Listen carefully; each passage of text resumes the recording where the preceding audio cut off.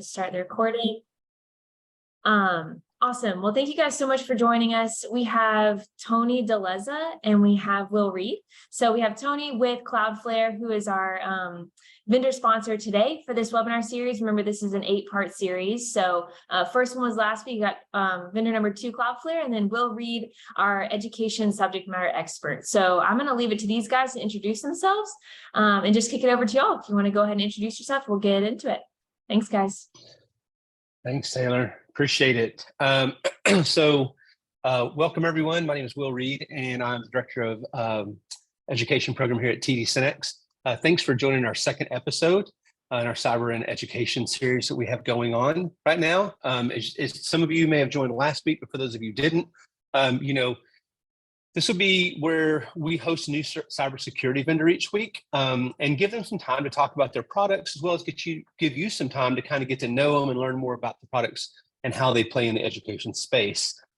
Each week we'll be hosting a new vendor. By the time this series is over, we hope to have provided you with at least some really valuable information on our vendor lineup and how they play in that space. So in just a few minutes, we're going to introduce our special guest, Tony. But let's talk real quick about why cybersecurity is so important in the education space today. As so many of you probably know, cybersecurity has become such a massive thing, and it ties directly into student data privacy, right? The number of school districts hit by ransomware in 2022 represented like 1,981 schools, roughly, almost double the amount of attacks in 2021, right? And if the trend continues, it's going to dwarf, this year will dwarf last year's numbers. So it's really a prominent issue and a very relevant issue in education. So big, in fact, that COSN, and for those of you who may not know what COSN is, COSN stands for Consortium of School Networking. They're one of the largest advocacy groups for education out there, right? They've got almost every school district in the country in some way, shape, or form is a member of COSN, right? So they put out this big leadership survey they put out every year to every school district across the country, kind of asking them what's important, what's not important, that kind of stuff. And what they came back with is what COSN calls cybersecurity, their K-12 5-alarm fire, right? 77% of every district out there, right? Thousands and thousands of survey results came back with 77% listed cybersecurity as their number one major concern across the board, right? Only 21% of those districts had a full-time equivalent that was dedicated to network security, not even necessarily cybersecurity, right? So what they found is that cybersecurity, for the most part, is just a part-time responsibility for someone, right? It may be the network person that's also managing cybersecurity, but they're not an expert at either one necessarily. So because of that, school districts have become such a key target for cyber attacks. And with that said, why are they, right? Why do they tie so hand in hand with student data privacy? Well, the reason for that is because students don't have an app on their phone that lets them know when someone's opens an account in their name, right? The bad guys like to do that, lock in on the student, get their information, hold on to it for a couple of years, and then the next thing you know, the student's graduating high school with 2 cars and a mortgage they didn't even know about, right? Student data privacy has become such an issue since the pandemic that over 49 states have introduced over 500 student data privacy laws, right? And they continue to introduce 100 new bills every single year geared towards just student data privacy. But again, it's such a different ball game, K-12 and higher ed, because you are dealing with minor children, right? And with those minor children, they have a lot of advocates these days. They've got parents and teachers and school boards and media and advocates they didn't even know they had, right? Probably some they wish they didn't have. But at the end of the day, in order to protect that student data privacy, most of it's digitized now. So it really ties hand in hand there with cybersecurity. So important, as a matter of fact, that cybersecurity, the Office of CISA put out a K-12 cybersecurity toolkit just for K-12. So we know that as time moves on and we keep moving forward, there's going to be more and more rules around that. So you can see why that's so incredibly important.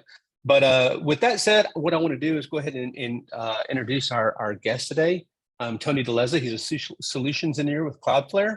And, Tony, I want to welcome you in Cloudflare, and thanks for participating in our cyber and education series today. Awesome. Yeah, thanks. We'll really appreciate the opportunity to come and chat a little bit about Cloudflare and education and how we hope to be able to help. Awesome. Well, let's jump right in if you don't mind. I know we have about 4 or 5 questions today, and I think we can get through them for the most part. But for those people here today that are hearing about Cloudflare for the very first time, could you tell us a little bit about the company and the solutions they have to offer?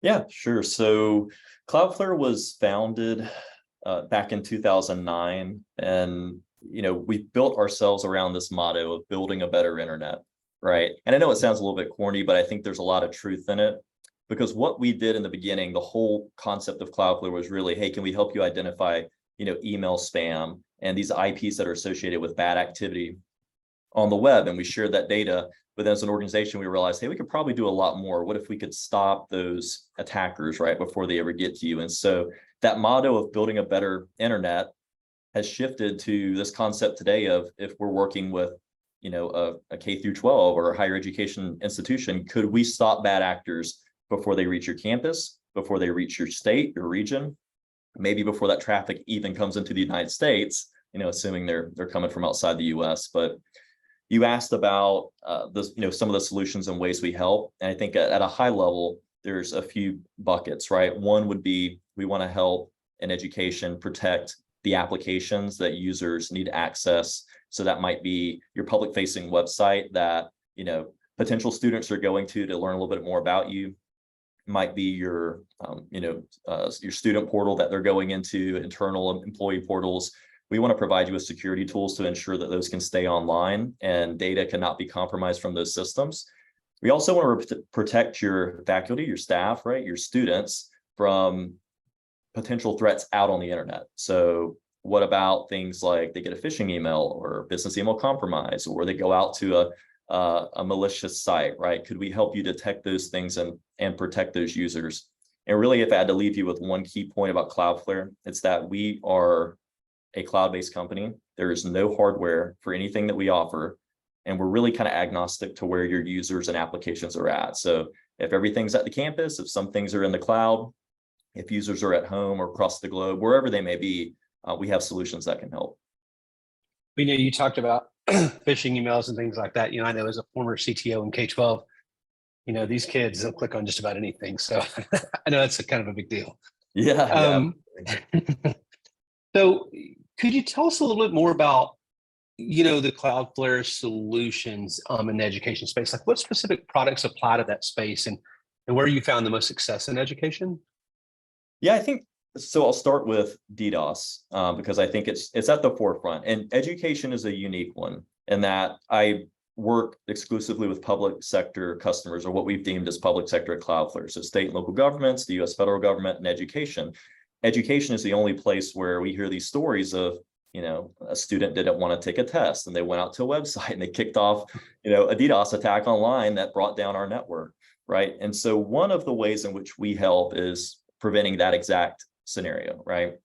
So we can sit in front of your IT space, in front of your networks, in front of your campuses, and protect them from DDoS attacks. And we do that as close to the bad actor as possible, right? We don't wait for traffic to get on your network. We don't wait for traffic to get to your ISP. We want to do it as close to the source as possible to keep your internet clean, right? One of the other solutions that's really pretty prominent in, I would say, education is when we start to think about this buzzword of zero trust. But really for Cloudflare, it breaks down into 2 capacities. It's, can we help you ensure users can securely access the tools they need to do their job and to learn and to facilitate education? And how are you going to maintain visibility across all the apps and resources and tools you have? The other side of it is secure internet browsing, right? So back to, how can we protect your student inboxes from the threats that exist all over the globe? They have, like you mentioned, Will, right? There's stuff always coming in that's potentially malicious. And then the other side of that, can we do things like, secure web gateway, DNS filtering, and provide some of those services that help filter what they could potentially reach on the internet? The last bucket that I think really pertains to education is all the things we can do for your website. So from, providing things like a web application firewall, the DDoS protection we've talked about, load balancing, and really the biggest piece is helping you identify potential threats, right?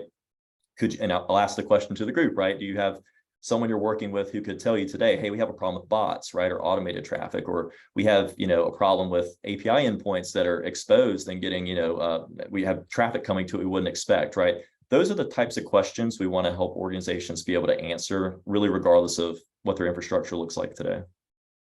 It's interesting, Tony, you talked about the students, and not wanting to take a test and things. And for the audience, when you're dealing with education and especially K-12, you're constantly being attacked by someone probably out of the country. But what you don't realize is that you're also constantly being attacked by your own students, right? You can't fire your own students. If we did this at work, we're gone, right? But we, the school district is there for the success of the student, and regardless of how many times they try to do something, generally speaking, they're going to get by with it. So it's really important to have these solutions like this in place, because you're going to get hit. You've got students constantly testing that and trying to get through if they can. So with that said, Tony, could you give the audience an example of a case study or an example where a Cloudflare product solution was used to solve a problem in K-12 or higher ed? Yeah, I'll give you, I can probably give you an example for K-12 and one for higher ed, if that's okay. Yeah, that's great. So if we think about K-12, and I'm going to keep going back to this example of DDoS because it is really prevalent. And there's a challenge in the market where it's not always affordable or attainable, right, for a K-12 to be able to receive things like a DDoS protection service for their network. But what we did is, in the Northeast, we were working with an aggregate of K-12s. They're referred to as a BOCES in the state of New York, but we were working with a prominent BOCE, we'll say, in the region. And they were using a DDoS solution, but they were using it in what this common theme has become of, well, we do it on demand, right? So when we see an attack, we're going to flip on the solution and it's going to hopefully make our problems go away. But in actuality, there's a lot of problems with that, right? Anything on demand, you're waiting too long. So if we use that same scenario, right, where the kid says, I'm going to kick off a DDoS attack, you're going to see some impact before that service kicks in. And where we're pretty unique, and in this scenario where we're able to position ourselves is that we do it always on, right? A little in the weeds, but we're one of the most interconnected networks in the world. And what does that mean? It means basically, think of Microsoft, think of Netflix, think of AWS. We are sitting with more ISPs, more of the SaaS platforms, more networks than anyone else really in the globe. And that allows us to move traffic extremely quickly. So we worked with this aggregate of K-12s to deploy our DDoS solution to protect the entire group of them. And they did that a little bit earlier this year, and they've loved it, right? Because it's always on, it's always protecting them. They aren't having to play that guessing game of when do we trigger the protection. If I swing it to the other side of the spectrum, and if we think about higher education, it's coincidence these are both in the state of New York, but we'll stick with it, right? There's another prominent higher ed university system in the New York state. And they were actually going a different direction, right? They were going down the zero trust journey, right? They had a traditional VPN. They were trying to figure out how to replace it. And to be completely honest, their pain point was they purchased a solution, and we were talking to them a year later. And in that time, they'd only been able to onboard about 15 users and 2 apps. So they were really disgruntled, right? They were saying, hey, we want to lean into this, zero trust. Everyone's telling us we got to do it, but we can't get it done, right? And that's where I think, again, Cloudflare is pretty unique, right? It's a single dashboard for everything I've talked about, right? Any solution we have is one dashboard. And, one thing that's kind of interesting is we've built a lot of our tools to help even like a free user, right? So we have our enterprise grade offering, but we've tried to provide some sort of offering, right? Even for like a free user to go out and set up an account. And to be able to do that, it has to be intuitive, right? It has to be a solution that users can figure out. And so what we did with higher education institution was we displaced that existing zero trust solution they were using. We brought in Cloudflare. We're still working through some of the implementation right now, but even in the short time, this is probably over the course of a month, we've already, I think, tripled probably the productivity that they had in the other solution in the course of a year, in the course of a month. And we have goals to really, expand that. And they've really gone all in with Cloudflare. So zero trust was kind of the crux of the conversation, but they said, well, we like to protect our website. We want to protect our network. And the nice thing is it's just flipping on a feature in Cloudflare and just kind of educating, right, on how do you take advantage of the service. And we know that simplicity is such a big part of that. I mean, for the end user being able to, to not have to think all that much, right? Knowing that you guys just kind of have that. I mean, so with that said, talking about the two instances you brought up, could you maybe go into some detail on how that transaction took place, like from start to finish, kind of give the audience a little bit of an idea of how that became even a thing? Yeah, for sure. And I think, I'll go reverse order this time, but let's continue on the theme of the higher education, right? The university system. That was one where I think they had some bad taste in their mouth, right, from the zero trust experience they had. And so they were out having conversations, right? And we got pulled in. We had already been working with them to secure their website, right, in the past. So they were already using Cloudflare in some capacity, but they were interested to see if we could do more to help with zero trust. And so that's really where the conversation came from. And then as we think through kind of how it progressed, right, I think the key and one of the things we really like to do is just show organizations, right, hey, what does a Cloudflare look like in your architecture today? And so if we think about, hey, you only had 4 apps that got onboarded in the course of a year, right? Tell us about those apps. Tell us about the other apps you have. Tell us about your users, right? We really painted them a picture and put together a plan so that by the end of the year, right, they can get all their apps onboarded, all their users onboarded, and they can start to do some work with their extended campuses around the region. So if I had to, beginning to end, I think beginning was just being brought in because the organization had a need. They were consuming Cloudflare and they knew that we could do something in the space. What really helped us push it along was, I think, our willingness to work with them to build out a plan to really, excel past the purchase, right? That's where I think a lot of organizations get hung up. And if we think about the BOSI, right, and that DDoS situation, that was one where there wasn't an immediate need. They had a solution in place that they thought was good enough, really. That's kind of the way to think about it.